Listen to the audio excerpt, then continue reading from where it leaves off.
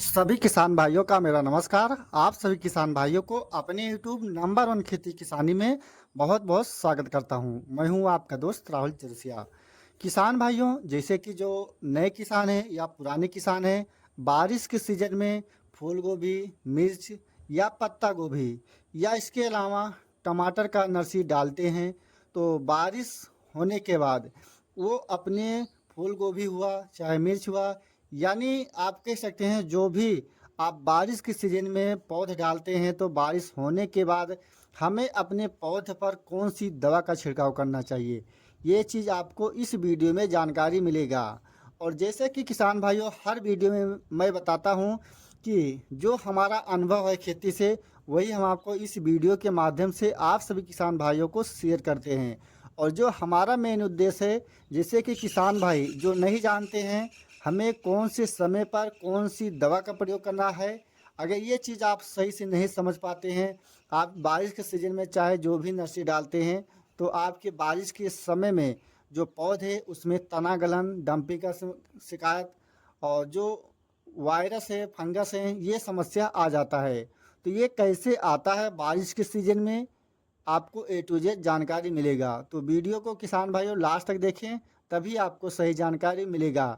और जो जानकारी में किसान भाइयों आपको बताएंगे, जैसे कि जो आपको दवा डालना है, हम पढ़ी लिखी भाषा में नहीं बताते हैं, क्योंकि हमारा जो एक्सपीरियंस है किसान भाइयों, हमें खुद पता है कि ये दवा अगर हम डालते हैं अपने गोभी के पौध में या मिर्च का नर्सरी हुआ चाहे टमाटर का नर्सरी हुआ, तो हमारा 100% ये दवा हम डालते हैं तो हमारा एक भी पौधा उसमें तना गलन का समस्या नहीं देखने को मिलेगा, ना तो उसमें फंगस का समस्या देखने को मिलेगा।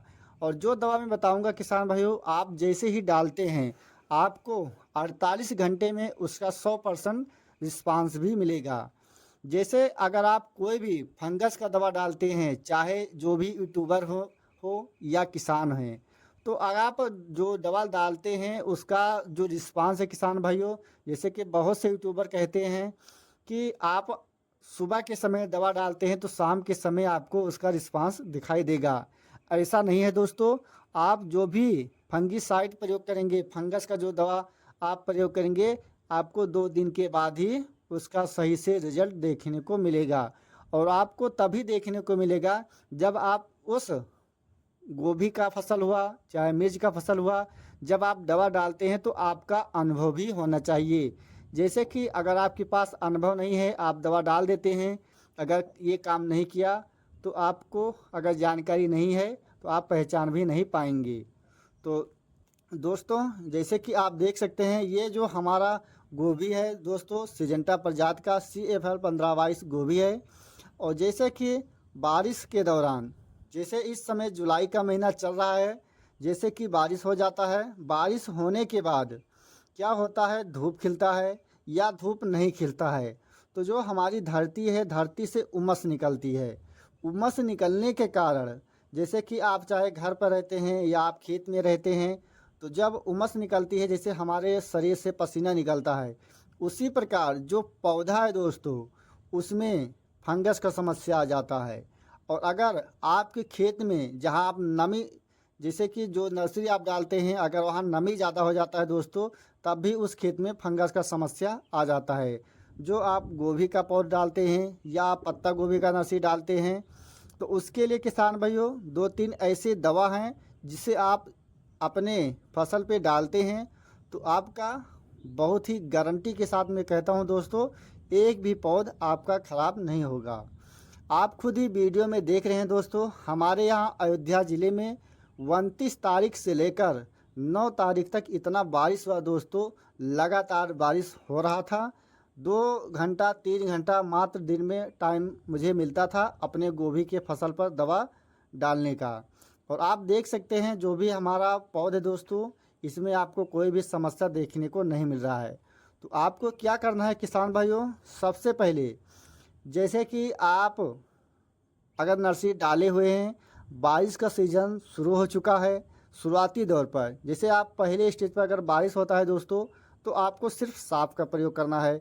लेकिन अगर वहीं मान चलिए 3-4 दिन लगातार बारिश हो रहा है दोस्तों, तब आप अपने पौध पर अगर साफ का प्रयोग करेंगे किसान भाइयों, तो उसका रिस्पांस अच्छा नहीं मिलेगा, क्योंकि साफ का जो प्रयोग है दोस्तों, ये गलन में अच्छा से नहीं काम करता है।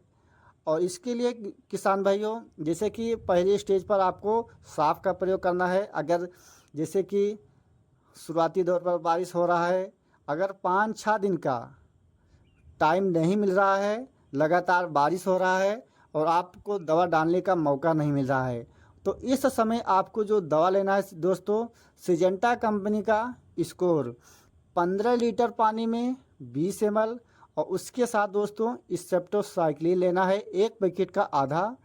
और उसी के साथ आपको लेना है चिपक। चिपक इसलिए लेना है किसान भाइयों, जैसे कि बारिश का सीज़न है। बारिश के सीज़न में जब आप दवा डालते हैं, अगर 2-3 घंटा बारिश नहीं होता है, तो आपका जो गोभी का पौधा है या टमाटर का पौधा है, उसमें दवा काम पूरी तरह से कर लेता है। अगर आप नहीं डालते हैं तो आपकी जो दवा है दोस्तों, वह धुल जाएगा जैसे बारिश होगा। और इसके अलावा दोस्तों, आप एमी स्टार टॉप का भी प्रयोग कर सकते हैं। ये भी दोस्तों फंगस में बहुत ही अच्छा काम करता है। अगर आप डालते हैं तो 2-3 दिन में आपको इसका बेहतरीन रिजल्ट मिलेगा।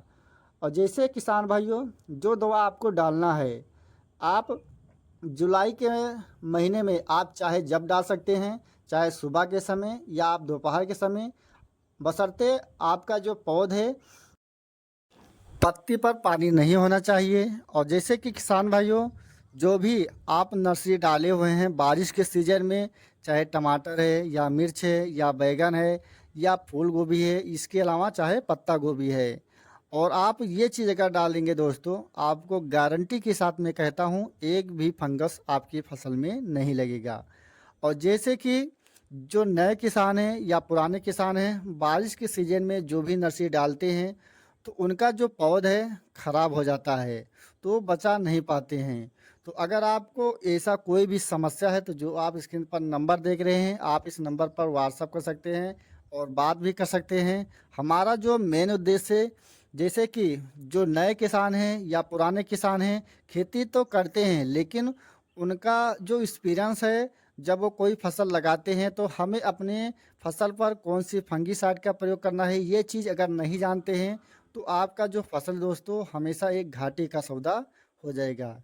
और जो भी आप बारिश के सीज़न में नर्सरी डालते हैं, अगर आप सही ढंग से बचा लेते हैं दोस्तों, जब आप बारिश के सीज़न में कोई भी सब्जी की खेती करते हैं, तो मान चलिए अगर आप नर्सरी तैयार कर लेते हैं, तो आप 50% मान चलिए आपका खेती से कार्य हो चुका है। तो दोस्तों, अगर आपको हमारी यह जानकारी अच्छा लगा, तो अपने दोस्तों को और अपने किसान भाइयों को ज़्यादा से ज़्यादा शेयर करें। और जो किसान भाई हमारे चैनल पर पहली बार हैं या अभी तक हमारे चैनल को सब्सक्राइब नहीं किया है, तो कृपया चैनल को सब्सक्राइब करें किसान भाइयों। और फिर मिलेंगे एक अच्छी नई जानकारी के साथ। तब तक के लिए किसान भाइयों, जय हिंद, जय भारत।